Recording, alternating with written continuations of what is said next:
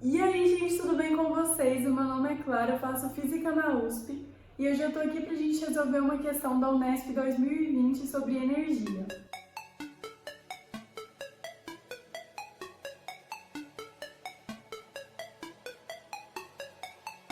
A questão é o seguinte: a figura representa o perfil em um plano vertical de um trecho de uma montanha russa em que a posição de um carrinho de dimensões desprezíveis é definida pelas coordenadas x e y, tal que no intervalo de x entre 0 e 2π, y é igual a cosseno de x.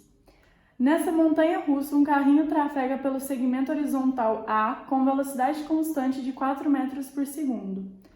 Considerando g igual a 10 metros por segundo ao quadrado, raiz de 2 igual a 1,4 e desprezando o atrito e a resistência do ar, a velocidade desse carrinho quando ele passar pela posição de coordenada x é igual a 5π sobre 4 metros será...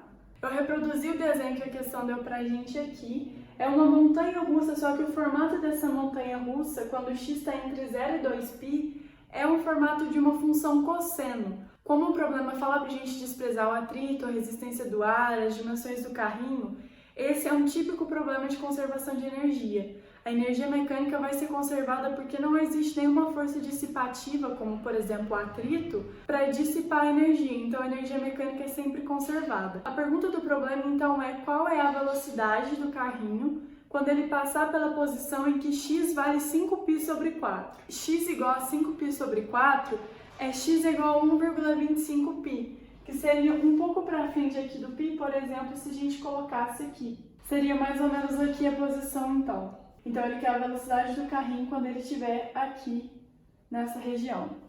Bom, a primeira coisa que a gente deve fazer é entender em que altura que ele vai estar quando ele estiver no ponto x igual a 5π sobre 4. Como é uma função cosseno, a altura vai ser o cosseno de 5π sobre 4. Então a gente tem que descobrir quanto que vale o cosseno desse ângulo.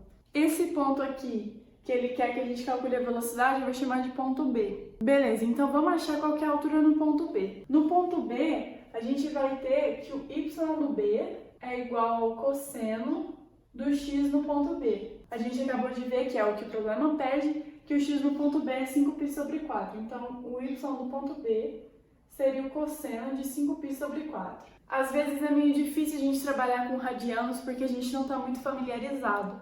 Então vamos passar esse valor aqui para graus e depois a gente vai analisar quanto que vale esse cosseno. Então aqui a gente tem cosseno de 5 quartos vezes π. Π, a gente sabe que em radianos, π representa 180 graus. Então a gente tem que π radianos é 180 graus, então é só a gente pôr 180 aqui. A gente pode dividir o 180 por 4, obtendo 45 aqui. Então, seria cosseno de 5 vezes 45, que é igual ao cosseno de 225 graus. Chegando aqui, a gente pode achar que a gente tem um problema, porque 225 graus não é um ângulo notável.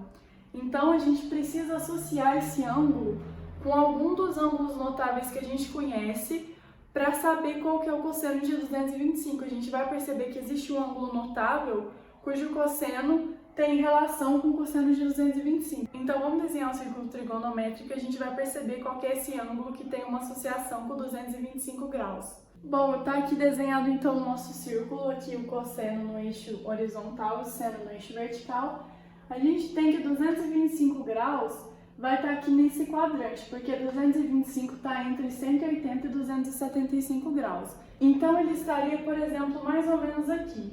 Esse aqui seria o nosso ângulo de 225 graus. Bom, se os ângulos notáveis que a gente conhece, 30, 45 e 60, estão todos no primeiro quadrante, ou seja, são todos entre 0 e 90 graus, então a gente precisa associar o 225 com algum ângulo que esteja aqui nesse primeiro quadrante. Se a gente traçar uma reta aqui associando esse quadrante com o primeiro quadrante, a gente vai ter mais ou menos isso. Esse aqui é o ângulo que a gente quer achar, que eu vou chamar de alfa. Bom, perceba que se eu estou chamando esse ângulo de alfa, significa que eu estou falando que isso aqui tudo vale alfa. Como dá para perceber, esse ângulo aqui é oposto pelo vértice desse ângulo aqui, o que significa que esses dois ângulos pintados valem alfa. Então a gente já percebe que tem uma associação entre esse 225 e alfa. Agora vamos descobrir qual que é essa associação. Bom, Perceba que daqui até aqui eu estou andando 180 graus, eu estou saindo do zero e chegando a 180. E até o 225 eu estou fazendo isso aqui, eu estou andando 0 até 180 graus,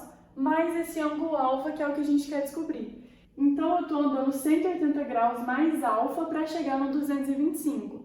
Então a gente tem 180 mais alfa tem que ser igual a 225 graus. Subtraindo 180 do 225, a gente obtém que alfa é igual a 45 graus. O que é muito bom, porque 45 graus é um ângulo notável, então a gente vai conseguir trabalhar com ele. Significa então que aqui vale 45 graus. Como a gente sabe, esses dois ângulos associados, eles vão ter seno e cosseno em módulo iguais. Perceba que, por exemplo, esse tamanho aqui no eixo x é exatamente igual a esse tamanho aqui também no eixo x. Então a gente sabe que o cosseno, o módulo do cosseno, porque o tamanho dele é igual, o módulo do cosseno de 45 tem que ser igual ao módulo do cosseno de 225. Mas perceba que o 225 está aqui nesse quadrante onde o cosseno é negativo. Então, disso a gente tira que o cosseno de 225 graus tem que ser igual a menos o cosseno de 45 graus. Então, isso significa que o cosseno de 225 graus é igual a menos cosseno de 45, a gente sabe que é raiz de 2 sobre 2. Ele pede para a gente trocar o raiz de 2 por 1,4, então menos 1,4 sobre 2. A gente vai ter, então, menos 0,7. Por que a gente está fazendo tudo isso? Porque, como eu já disse, esse é um problema de conservação de energia. Se é um problema de conservação de energia e a gente está percebendo que tem uma altura, a gente precisa saber qual que é a altura do ponto que a gente quer usar para trabalhar, porque vai ter uma energia potencial gravitacional. E essa altura ela é associada com uma função cosseno. Nesse caso, ele quer que a gente calcule a velocidade nesse ponto aqui, que seria o ponto em que x é 5π sobre 4. Então, o que a gente fez foi passar o 5π sobre 4 para graus, depois associar o ângulo com um ângulo notável, que foi 45 graus. Está de acordo com o que a gente vê no desenho, porque o 5π sobre 4 vai dar uma altura negativa. Então, de fato, está fazendo sentido o que a gente está fazendo até agora. Vamos, então, reescrever todas as informações que a gente tem e calcular a energia mecânica no ponto A e no ponto B. Eu anotei aqui, então, o y do ponto B, que é menos 0,7 metros. Coloquei aqui no desenho também. Então, vamos calcular a energia mecânica no ponto B.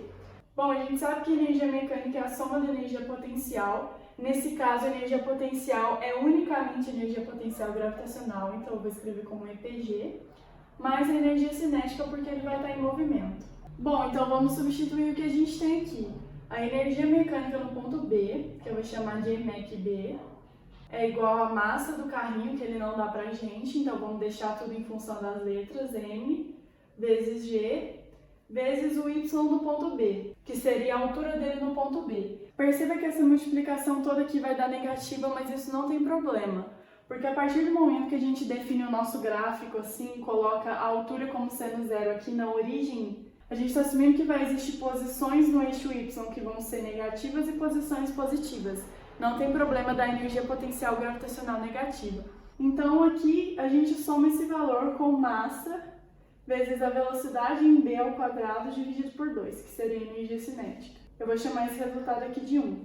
Fazendo o mesmo procedimento agora para o ponto A, a gente vai ter que a energia mecânica em A, novamente a gente só vai ter energia potencial gravitacional e energia cinética, então vai ser energia potencial gravitacional em A, mais energia cinética em A. Substituindo os dados aqui, então, a gente vai ter que a energia mecânica em A é igual a massa vezes a gravidade vezes o y do A, mais massa vezes a velocidade em A ao quadrado sobre 2. Eu chamei esse resultado aqui de 2. Como o sistema é conservativo, a gente sabe que a energia mecânica se conserva, então a gente pode igualar 1 em 2, ou seja, a gente pode igualar a energia mecânica em A com a energia mecânica em B, e a gente precisa prestar atenção no seguinte fato.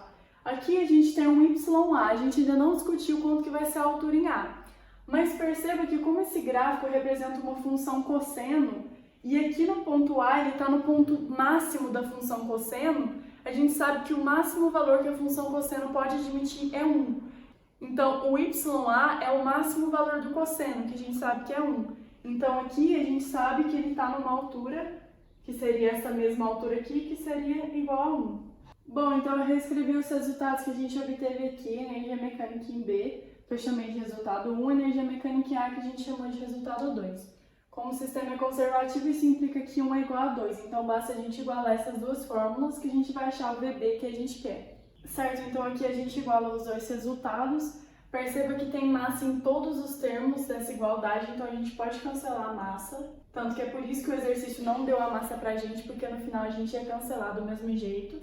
Então agora a gente obtém a seguinte expressão: G vezes YB mais VB ao quadrado sobre 2 é igual a G vezes YA mais VA ao quadrado sobre 2. Vamos então substituir os dados. G é igual a 10 metros por segundo ao quadrado, YB menos 0,7 mais VB, que é o que a gente quer, ao quadrado sobre 2, é igual a G, novamente igual a 10, YA é igual a 1, mais VA ao quadrado, VA 4 metros por segundo, então a gente vai ter 4 ao quadrado sobre 2. Agora é só a gente terminar a nossa conta.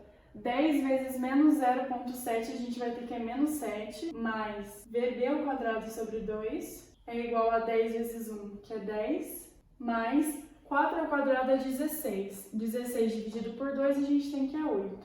Então a gente vai ter que... Vamos passar o menos 7 positivo para cá, então a gente vai ter que VB ao quadrado sobre 2 é igual a 10 mais 8, 18. Passando o menos 7 para cá, a gente vai ter mais 7. 18 mais 7, que é 25.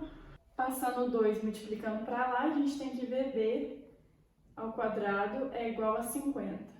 Então, a gente pode tirar a raiz dos dois lados aqui. VB é igual a raiz de 50. Pelas propriedades das raízes, a gente pode subdividir essa raiz em duas.